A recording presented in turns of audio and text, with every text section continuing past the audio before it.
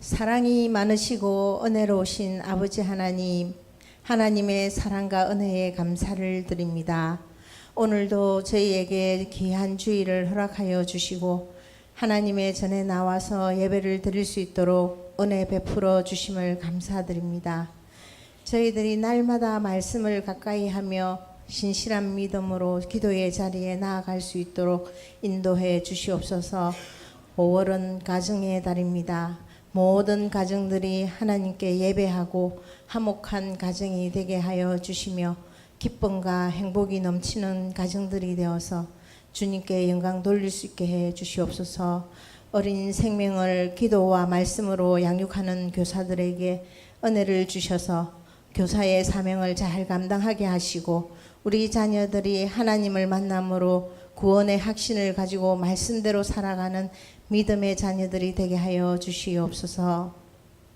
세우신 기간마다 귀한 사역에 복을 내려 주시어 주님의 뜻에 따라 귀한 열매를 풍성히 거두는 기간들이 되게 하여 주시옵소서. 주방에서 봉사하고 안내로 봉사하고 보이지 않는 곳에서 봉사하는 모든 성도들을 기억하여 주시고 수고가 하늘의 상급으로 쌓일 수 있도록 인도하여 주시옵소서. 선교지에서 수고하고 애쓰는 많은 선교사님들을 기억하여 주시고 주님의 복음을 전하며 많은 열매들이 맺힐 수 있도록 하나님 인도하여 주시옵소서. 말씀을 전하실 전도사님을 축복하시고 기도와 말씀으로 교회와 성도를 섬기는 전도사님 지혜와 능력을 더하여 주시고 말씀을 선포할 때에 놀라운 말씀의 능력이 나타나며 그 능력의 말씀으로 듣는 저희들도 지혜를 얻어 잘 깨달아 말씀에 순종하며 살아가는 믿음의 자녀가 되게 하여 주시옵고 우리를 사랑하여 구원해 주신 예수님 이름으로 기도드립니다. 아멘.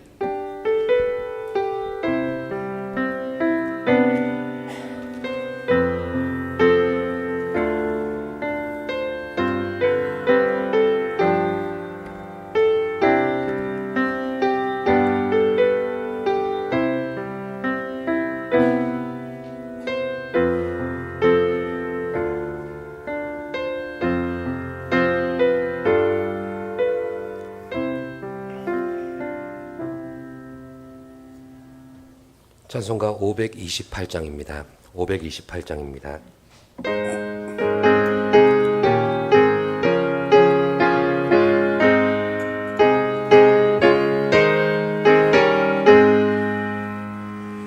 예수가 우리를 부르는 소리 금성 부드러워 문 앞에 나와서 사면을 보며 우리를 기다리네. 오라 오라 방황치 말고 오라. 죄 있는 자들아 이리로라. 주 예수 앞에 오라.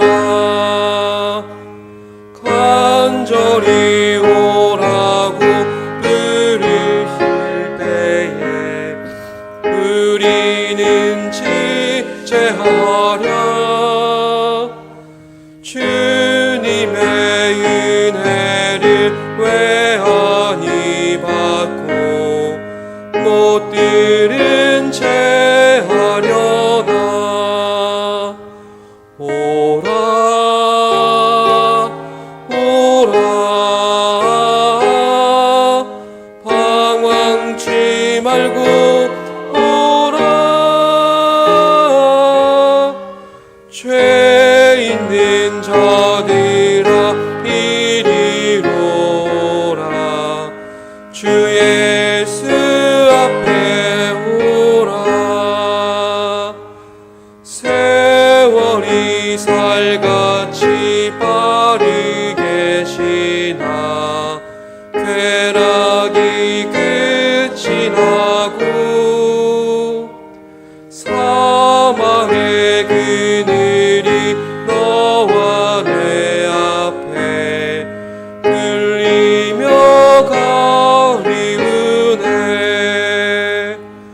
오라 오라 방황치 말고 오라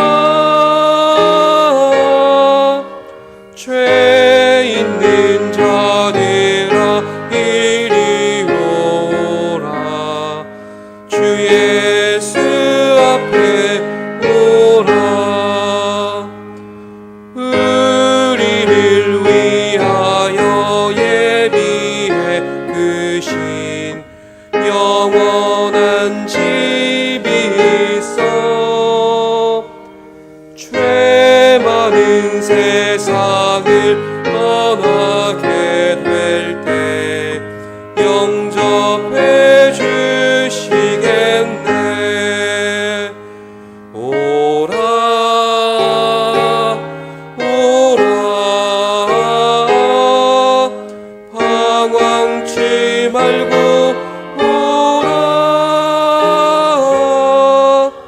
죄 있는 자들아 이리 오라 주 예수 앞에 오라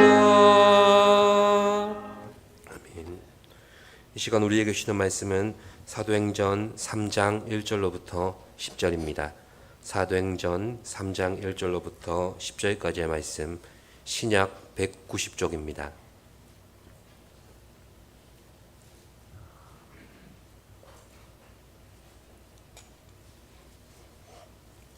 교독으로 봉독하시겠습니다. 제9시 기도 시간에 베드로와 요한이 성전에 올라갈새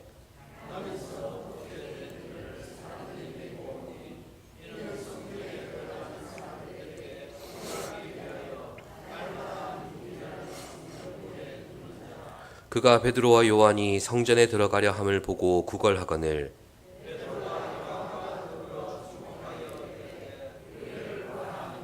그가 그들에게서 무엇을 얻을까 하여 바라보거늘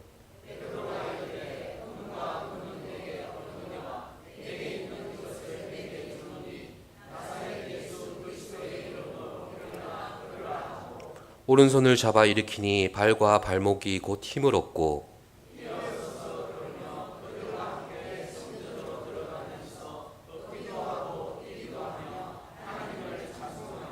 모든 백성이 그 걷는 것과 하나님을 찬송함을 보고 그가 본래 성전 미문에 앉아 구걸하던 사람인 줄 알고 그에게 일어난 일로 인하여 심히 놀랍게 여기며 놀라니라. 아멘. 기도드리겠습니다. 신실하신 아버지, 거룩하고 복된 날 아침부터 이 시간까지 주님을 예배하며 주의 전에서 봉사하게 하시니 감사합니다. 저희들의 모든 수고와 땀방울들이 하나님의 영광을 위하여 아름답게 쓰임받게 하여 주시고 또한 이 시간 주시는 말씀 안에서 다시금 한 주간을 살아갈 힘을 얻는 시간 되게 하여 주시옵소서. 감사드리며 예수님의 이름으로 기도드립니다. 아멘. 제가 예전에 좋은 생각이라고 하는 월간지에서 읽은 내용 중에 마음에 와닿는 글귀가 있어서 소개드립니다. 오랜 시간 법정에서 검사 생활을 하시고 또 결국 재판장으로 재직한 분이 계셨는데 그가 퇴임 후에 변호사로 활동하게 되었습니다. 그런데 그가 변호사 생활을 하면서 만나게 된 사람들은 자신이 과거에 재판장 시절에 만났던 사람들과는 사뭇 달랐다고 합니다. 그리고 그는 이렇게 회고합니다. 예전에 내가 재판장의 높은 자리에서 바라본 그들에게는 죄밖에 보이질 않았습니다. 그런데 지금 내가 변호사의 자리에서 바라보니 그제서야 사람이 보이기 시작합니다. 그렇게 이야기했습니다. 그가 정의감을 가지고 그가 알고 있는 모든 지식으로 사법을 수호하려고 했을 때는 도무지 보이지 않았던 사람이 보이기 시작하고 그제서야 본질에 더 가깝게 다가섰다는 고백을 했습니다. 사람이 법을 위해 존재하는 게 아니고 법이 사람을 위해 존재한다는 것을 알게 되었던 것입니다. 비슷한 맥락입니다. 아무리 많은 지식과 정보를 공유하고 거기서 만들어진 경험들을 가진다고 해도 인간이 본질적인 것을 바라보는 해안이 열려지지는 않는다는 것입니다. 사실 본론이 뭔지 또 본심이 뭔지 본질이 무엇인지에 대해서 아는 것이 소통의 기본이지 않습니까? 이렇게 사람과의 관계에 있어서도 본질적인 것이 있어야 소통이 되는 것처럼 하나님과의 관계에 있어서도 우리는 본질적인 것이 무엇인지를 아는 것이 정말 중요합니다. 그렇다면 본질을 안다는 것은 무엇입니까? 아주 쉽게 예를 들어 보겠습니다. 매년 이맘때가 되면 합천 황매산에서는 철쭉 축제가 열립니다. 가서 보면 온 산과 들판이 보랏빛의 축제입니다. 그리고 그 진풍경을 보면서 사람들은 어떻게 반응합니까? 1번, 2번 보기를 한번 드려보겠습니다. 1번입니다. 이 철쭉은 우리나라 전역에 자생하는데 줄기는 2에서 5m이고 꽃은 4월에서 6월에 피며 그 꽃자루의 길이는 1에서 1.5cm, 꽃의 색깔은 연분홍색으로 핍니다. 자, 이렇게 반응하시는 분 한번 손을 들어서 안 계시지요? 자, 2번입니다. 와, 철쭉이 정말 아름답게 피었구나. 하나님이 때를 따라 피게 하셨구나. 이제 곧 여름이 오겠지. 2번에 해당하시죠? 예. 조금 오버해서 설명드린 부분이 있지만 본질을 안다는 것과 어울리는 답이 바로 2번 아닙니까? 그런데 둘 다 철쭉이라는 꽃에 대한 지식은 틀림이 없지만 1번은 상태나 현상을 아는 지식이고 2번은 본질을 아는 지식입니다. 그러나 세상 사람들은 진리를 알지니 진리가 너희를 자유케 하리라.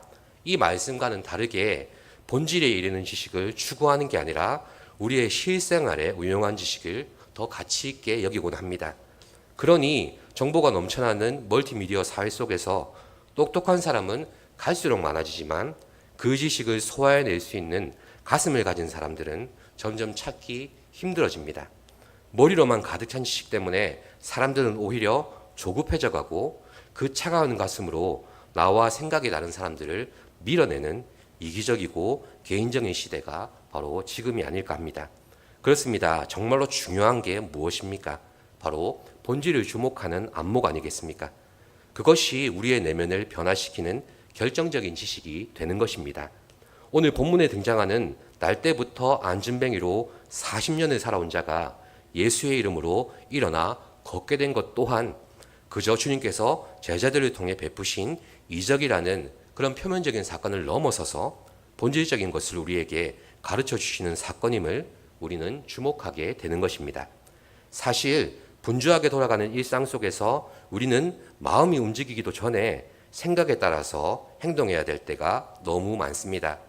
똑같은 일상의 사건들이 내 앞에 펼쳐지지만 우리의 생각이 아니라 마음이 그것들과 맞닿으면 그제서야 거기서 본질이 보이고 또 특별한 의미를 가진 사건으로 바뀌어지기도 하는 것이 또한 우리의 일상이 아니겠습니까? 이런 관점에서 오늘 본문을 보니까 날 때부터 안진뱅이였던 사람의 마음과 제자들의 마음이 뚜렷하게 구별되어 보입니다. 안진뱅이는 그저 매일 쳇바퀴 돌듯이 동전 몇 잎에 겨우 하루를 연명해야 하는 처지입니다. 그 앞을 지나가는 베드로와 요한도 그에게는 수없이 스쳐가는 사람들 중에 하나였을 겁니다. 그러나 오늘은 주님께서 베드로와 요한의 발걸음을 멈춰 세우셨습니다. 그저 매일 스쳐 지나가던 안진뱅이였던 그를 오늘은 예수를 반드시 만나야 될 영혼이라는 특별한 만남이 되게 하신 것입니다. 사실은 이 안진뱅이를 통해서 분명히 하실 일이 있다는 그 주님의 마음을 베드로와 요한에게 부어 주신 것입니다. 먼저 1, 2절 말씀을 함께 보시죠. 1, 2절입니다. 제9시 기도 시간에 베드로와 요한이 성전에 올라갈새 나면서 못 걷게 된 이를 사람들이 메고 오니 이는 성전에 들어가는 사람들에게 구걸하기 위하여 날마다 미문이라는 성전 문에 두는 자라. 아멘. 날 때부터 안진뱅이가 된 이 사람이 매일 구걸하던 장소가 특이하게도 성전의 미문입니다. 그리고 중요한 것은 이 미문이 그저 그런 규모의 문이 아니라 또 안진뱅이가 구걸하는 모습과 오히려 어울리는 그런 초라한 문이 아니라는 점입니다. 지금은 폐쇄되어서 그 규모만 가늠할 수 있는 문이지만 과거의 이 미문은 굉장히 아름답고 큰 성문이었습니다. 유대 역사가 요세푸스의 기록에 의하면 성전 미문은 예루살렘 성전의 여러 문 가운데 동쪽으로 나 있는 문인데 은으로 도금되어 있었고 또 금으로 장식되어서 다른 성문들보다 훨씬 더 진귀한 성문이었다고 합니다. 그리고 그 높이가 23m에 달하는 거대하고 아름다운 규모의 성문이었다는 그 기록처럼 아름다운 문, 미문이나 황금문으로 불려지고 있습니다. 그러니까 이렇게 아름다운 성전 미문에 앉아서 구걸을 하고 있는 안진뱅이의 모습이 얼마나 부자연스럽습니까? 구걸에서 하루를 먹고 살아야 하는 그에게 어쩌면 자연스럽게 자신의 비참한 형편을 이 아름다운 문 앞에서 사람들에게 극적으로 드러내 보였는지도 모릅니다. 사람들의 동정을 이끌어낼 수 있는 그만의 생존 전략이었을 수도 있습니다. 거기다가 이렇게 아름답고 웅장한 미문으로 많은 사람들이 출입했는데 거기에는 제사장들이나 여인들도 많았다고 전해집니다. 왜냐하면 성전의 지성소와 제일 가까이 있는 문이 이 미문이라서 제사장들의 출입이 다른 문들보다 당연히 많았던 것입니다.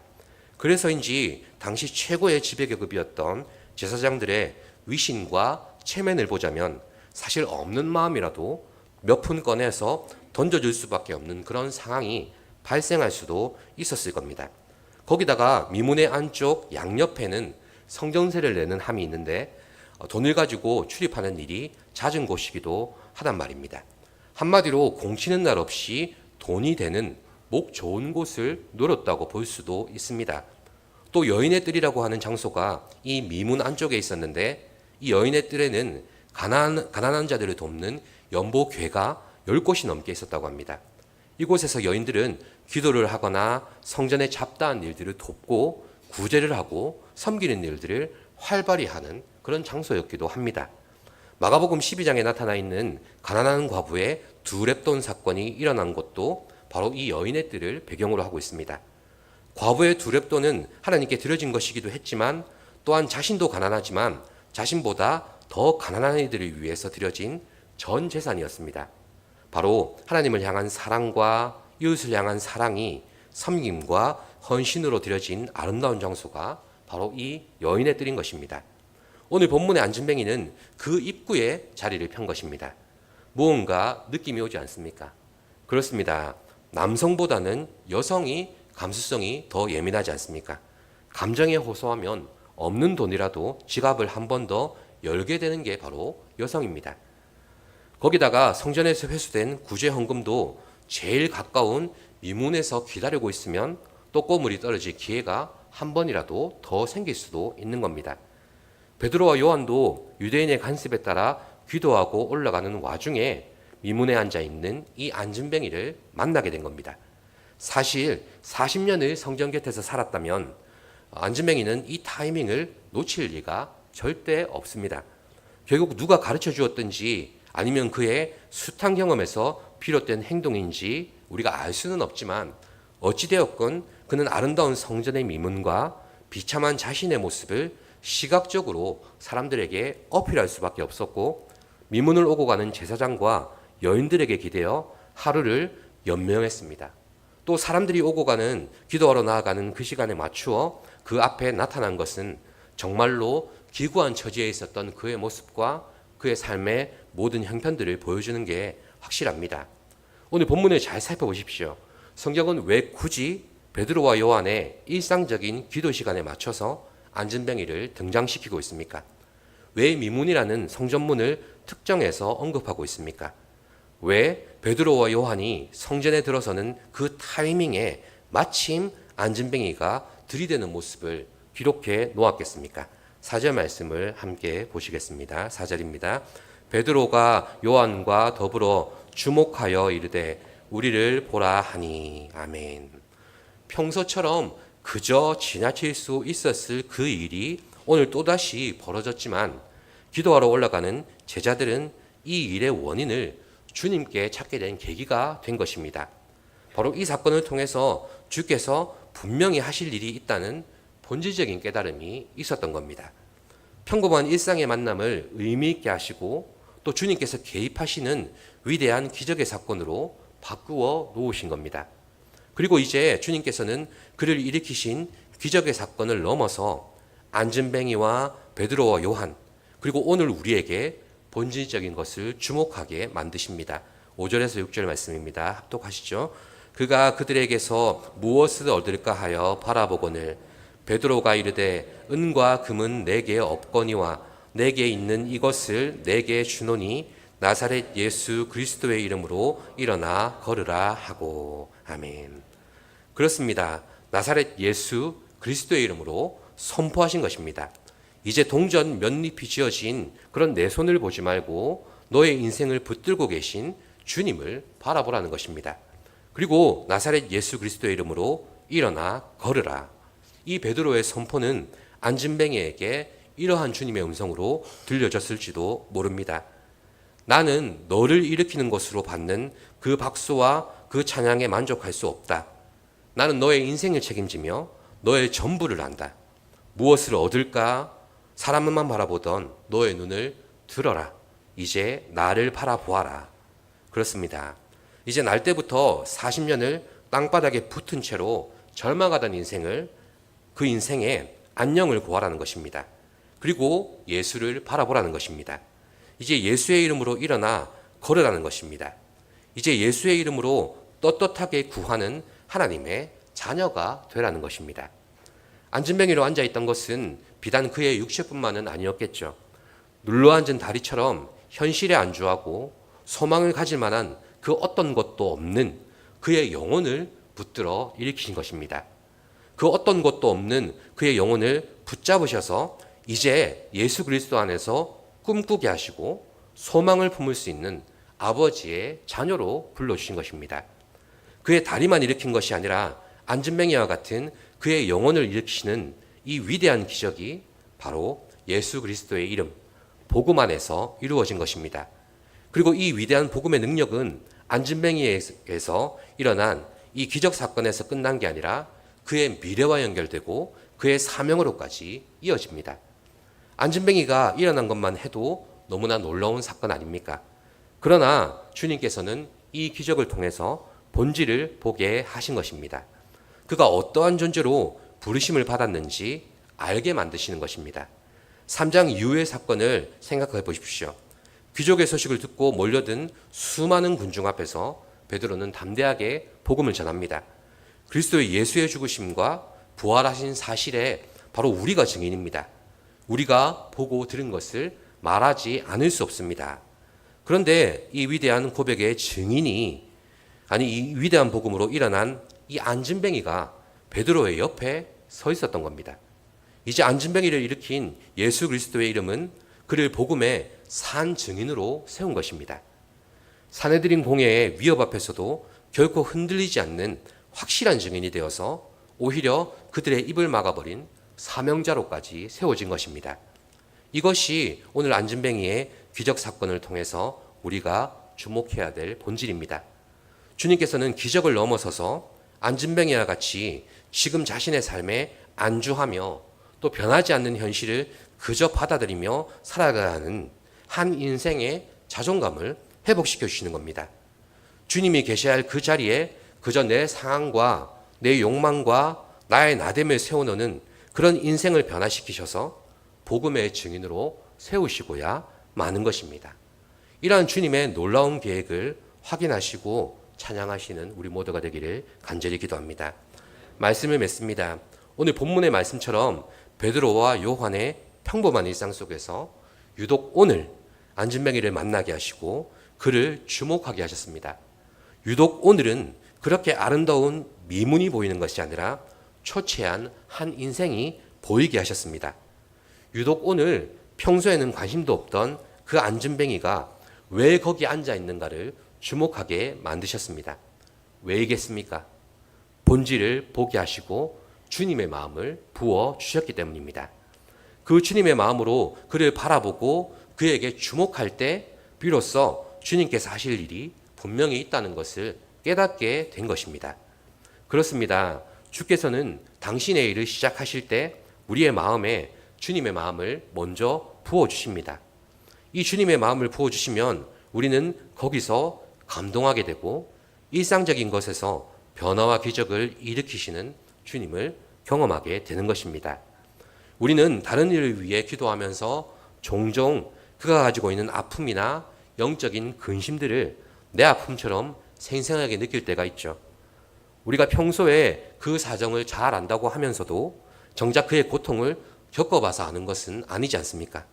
하지만 이 머리로 알던 지식 위에 주님의 마음이 부어지면 진정으로 그의 사정을 살피고 공감하는 마음을 가지게 되는 것입니다. 지금 마음으로 품고 있는 영혼들이 있습니까? 그들을 향해서 우리가 가장 먼저 구해야 하는 것이 무엇이겠습니까? 한번 따라해 보시겠습니까? 주님의 마음을 부어 주십시오. 그렇습니다. 우리가 주님의 일을 하고 복음을 전한다는 것은 주님의 마음을 부어 주실 때 가능한 것입니다. 그리고 주님의 마음으로 감동되어 우리의 일상 속에서 만나는 안전뱅이와 같은 영혼들을 우리로 하여금 주목하게 하시는 것입니다.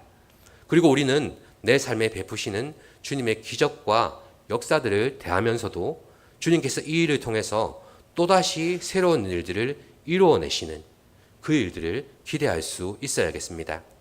주님의 마음이 부어진 그곳에 나라는 사명자가 세워지게 되는 것이고, 그 마음으로 내가 주목하는 영혼이 오늘 말씀처럼 복음의 증인으로 세워지는 역사가 우리에게 분명히 일어나게 될 것을 믿으시기를 바랍니다. 기도하겠습니다.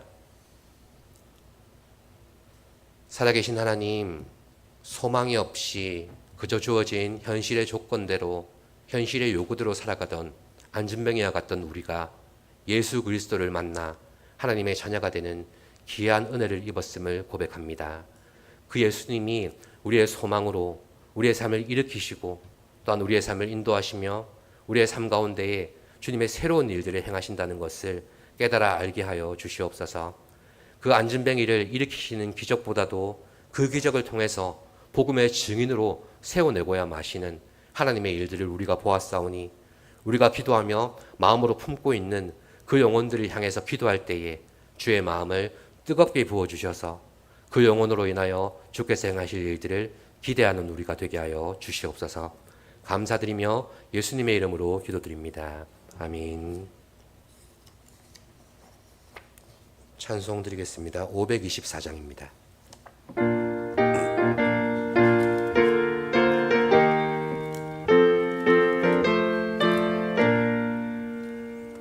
갈 길을 밝히 보이시니 주 앞에 빨리 나갑시다.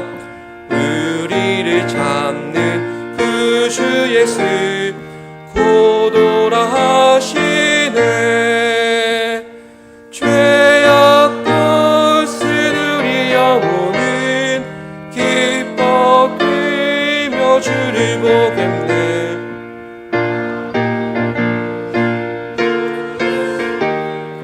영원히 섬기리. 우리를 오라 하시는 말 기쁘게 듣고 순종하세. 그 주를 믿기 지체 말고 속속히 나가세. 죄악 벗은 우리 영혼은 기뻐 뛰며 주를 보겠네.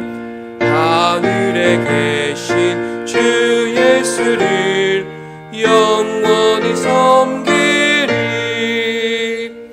주 오늘 여기 계시오니 다 와서 주의 말씀 듣세.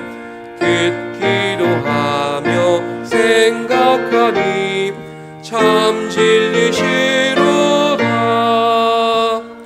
죄악 벗은 우리 영혼은 기뻐 뛰며 주를 보겠네. 하늘에 계신 주 예수를 영원히 섬기리.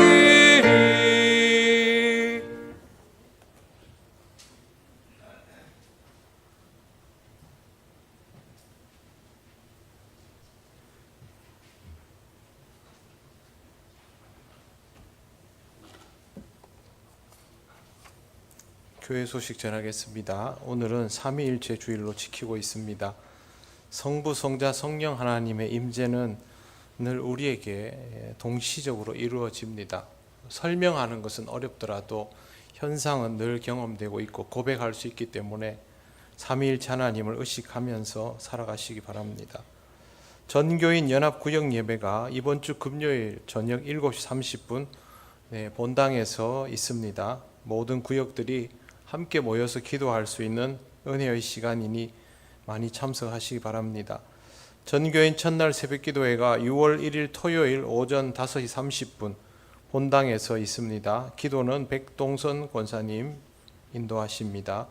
이 예배 마친 후에 리더 모임으로 모입니다. 그리고 행복한 전도대가 수요 예배 후 본당에서 모임을 가집니다. 다른 광고는 주보를 참조하시기 바랍니다. 축도하겠습니다. 우리 주 예수 그리스도의 크신 은혜와 하나님 아버지의 놀라우신 사랑과 성령님의 교통하시고 인도하여 주심이 복음의 은혜를 통하여 기쁨 넘치는 삶을 살아가며 주의 권능을 체험하며 은혜 가운데 살기를 원하는 이 시간 예배하는 권속들 위해 영원토록 함께 하시기를 간절히 축원하옵나이다. 아멘.